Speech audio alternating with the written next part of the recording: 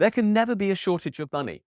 It is quite impossible for our government to ever run out of this stuff, which is what many of us think money is. But of course, it isn't really, because most of our money is electronic.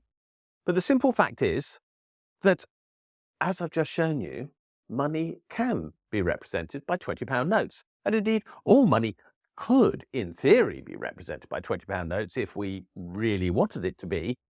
And the answer to the question of could we run out of it is obviously no, because the government could always chuck another sheet of paper into the machine, or polymer into the machine as it now is, and produce a few more. In other words, the government can never run out of money. All the debate that we have about the fact that the government has a black hole, all the debate that we have about that there is a shortage of money to fund government activity, all of that discussion is nonsense, because the government makes all the money that we have. And as I've explained on this video series time and again, every time the government comes to make a payment, the Bank of England creates the new money that is required for the government to spend by extending an overdraft to the government, and new money is made as a result. So to claim that we can run out of money is nonsense. But there is a real constraint in our economy, and that is something quite different. It is absolutely true that we can run out of things to buy, and that is what we should be worrying about when it comes to economic management. Because if there are too many of these chasing too few things, then there is a real problem, because the consequence is inflation. Now, that's why in modern monetary theory, of which I am an exponent, the focus on inflation management is entirely about balancing up this equation between things to buy and money available to be spent. But things to buy comes first, and the government should spend until there are no things left to buy. Now, at that point, we have, of course, maximised the opportunity within the economy. We will have created full employment. We will have used resources to best effect. We will be living, as the saying goes, our best life. Not something I normally say, but on this occasion I think it's appropriate, because that should be the economic goal of our government. Let's put everything to use. Let's have people at work. Let's give them the best pay that they can be paid for what they're doing. And then we will end up with a happy society. But instead we don't do that. We don't try to put people to work. We don't try to use resources to best effect, taking into consideration climate change, of course. Instead, we obsess about money. And the consequence is that we put up with unemployment, because we say, oh, we need some unemployed because that will keep the value of money under control. That's what the Bank of England think, by the way. They believe the unemployed people of the country are there to provide the buffer against inflation.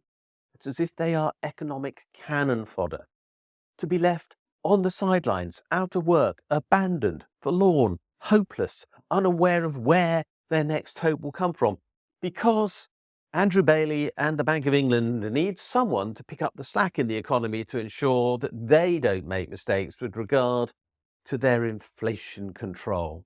It's a pretty sickening process. It's not what the government should be doing. The government should instead be aiming for full employment, and it should be telling the Bank of England that its job is to deliver full employment. And if it can't, then it's up to the government to create the jobs in question. The jobs in question could be doing all sorts of things. We all know that there is a backlog of maintenance of things to do in our society, many of which could be done by people with relatively low skill who can be put to work in the short term to ensure that we get some benefit in exchange for employing them, because it is better to employ someone than to pay them to sit doing nothing. Isn't that glaringly obvious? It would also be better to pay them a basic income to not work than to pay them the absolute minimum possible on benefits to have no chance whatsoever, because then if they were paid a basic income, they would at least be spending into the economy and keeping other people in employment. But we've got the worst possible world, because the Bank of England is so obsessed about not producing this stuff, but trying to preserve its value, it forgets that value is determined by what we have and not by the existence of a quantity of money, which is in itself meaningless unless there is something to spend it on. The something to spend it on is what matters in our economy, but we have ended up with economics which is obsessed about money. And there is, and never will be, a shortage of these. We can always create more of them. But the art of economic management is in making sure that the resources we have available to us, people, physical resources, the renewable resources that we can enjoy, all of those are used to best effect. That's what economics is really about, and money is merely a sideshow. But our politicians and our economists have forgotten that, and we're all paying a heavy price for it. Thanks for watching this video. If you like what you've seen, please subscribe to this channel and push that bell button that tells you when we posted something new. You can also find me on Twitter at Richard J. Murphy. And more importantly, you can follow my blog, the Funding the Future blog. And if you do, you'll get daily updates on what is happening in our economy and in the politics that surround it.